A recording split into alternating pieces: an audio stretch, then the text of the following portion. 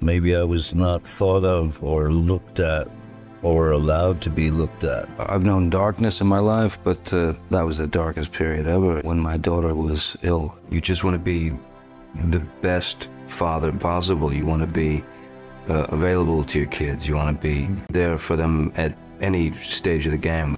I mean, for me, it's the gift, you know. They're giving me the gift, because to go into a place where, you know, I mean, I spent time in Great Ormond Street. I'd always kind of done these visits, but after that, the visits became more and more important, because the kids, bless them, you know, they're so strong, they're so courageous, but the parents are the ones who are slowly dying. And to be able to bring a smile or a giggle to these people, it means everything in the world to me, you know. It's a very strange, funny time where everybody would love to be able to be themselves, but they can't, because they must fall in line with the person in front of them. You want to live that kind of life, I wish you the best. I'll be on the other side somewhere, you know. People can hit the bottom many times, and you can drop straight to the bottom a billion times, but if you're lucky enough to find the basement, you're all right, you know. By the way, I've had about 17 comebacks, apparently. I keep wondering about the word comeback because I didn't go anywhere. I don't feel boycotted by Hollywood because I don't think about it. There were a lot of things going on, but man, you know, running between all of those raindrops, you learn so much, and so much to the degree where even the idea of bitter, you know, any bitterness or hatred or anything, you know, it's like asking a question, how are you doing? But what's underneath in the subtext is, God, I hate you. I suggest that before people start pointing fingers and making judgment on others that they have no idea about, I would say, everybody, take one day off of work, stay at home, start your investigation of everyone in your family. Start with your father. Look way back. Dad always been a wonderful guy, has he? Your uncles. Look at your brothers. Look around you first before you start passing judgment on someone that you have no idea what that person has been through, who they are. We're all made of stardust. And there's truth to that. If that came to you every day, that thought, what a wonderful thought. If we could celebrate every breath that we take, because nothing's a guarantee. If we could celebrate the breath and the exhale, which is being alive. There are things that are very, very important in life that we don't think about, you know?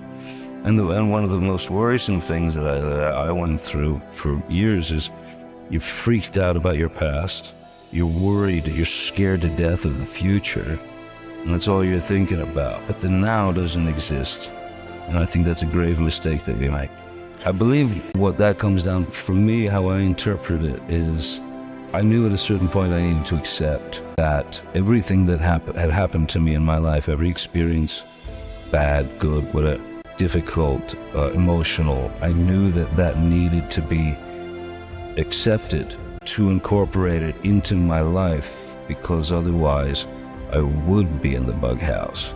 To keep one foot in that circle, express your truth, which is all important. It's everything. Why do we have to skirt around lies? Why do we have to figure out, or at an early age, because you observe people to the degree that it's like ill, and you see the lie coming around the corner. I can't, and no one should accept anything but the truth. It's easy to say I love you, but if it's not behind the eyes, if it's not in there, if it's not your truth that you applied from whatever you got, then and the audience will see it. We're in a place in this world, in my opinion, that we've gone to the very thing that we've always been fascinated with, which is some degree of voyeurism. Because we're in the 21st century. The world's come a long ways, and it's also regressed in a lot of ways. In terms of voyeurism, in terms of that illness to want to know what your neighbor's doing in it feels as if the illness of that is a very, very important and twisted part of our reality. And kids who need to speak and express themselves without judgment, without any kind of to be scolded for a thought. We've gone into this place where everything's a show, and it's become this kind of three-ring circus of the most negative or the most absurd or the most... We're ill. When there's a monolith, this Goliath in front of you, this massive enemy, and it all seems too much, or it seems too impossible, you know? Damien taught me something from the I Ching, and it's a symbol, and it's called the power of the small. It takes nothing but one person to start chipping away. For all of us, just know that chip away at the tiny bits. People will help keep chipping away at the small. The power of the small works. And I know that because I'm very, very small right now, in front of you, before you. The best advice that I could give is observe things. Quiet is better than loud. Simplicity is a great luxury. It doesn't last long. Hang on to it, because all the simplicities that you build become incredibly complex ultimately. I would say, capture what you want, stick to your guns, do what you believe, because what's the point of copying or being someone else or approaching it in exactly the same way that everyone else does? There's no point.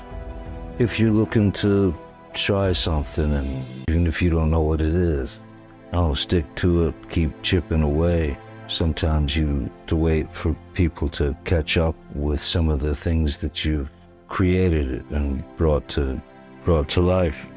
I limited myself. I don't think I'll ever call myself an artist. I don't believe that's my place.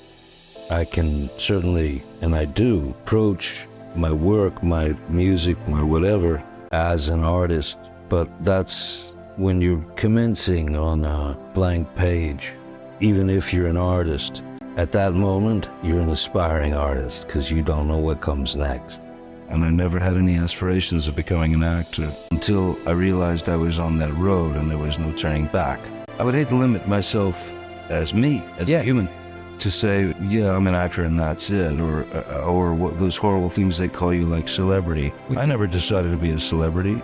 I've never signed a piece of paper that says, sure, I'll be a public figure. I would never complain about the fact that I've been so lucky and so fortunate to have been able to stick around in this industry and do the things that I love doing. I love the process of making films. I'm proud of the films that I've done because of the people that I've worked with.